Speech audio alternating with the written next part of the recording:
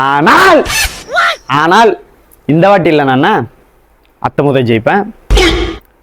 அடுத்த முறை ஜெயிக்கலன்னா என்ன, அடுத்த முறையும் ஜெயிப்பேன். கத்திட்டே இருப்பேன். அப்பயாச்சு உங்க காதுல வீயாதா சொல்லுங்க. இப்ப இருக்கிற குழந்தைங்கள்லாம் என்னை அப்பான்னு கூப்பிடும்போது எனக்குள்ள ஒரு பெரிய சந்தோஷம்.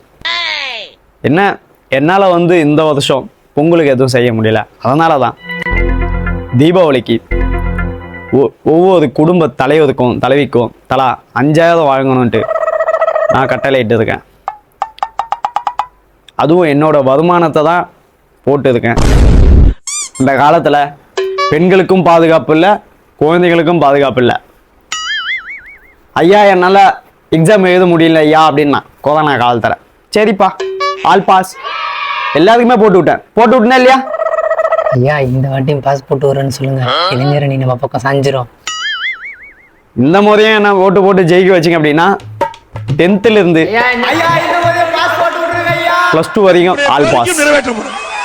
ஏதோ பண்ணுவேன் எனக்கு பெருசாக சொல்ல தெரியாது.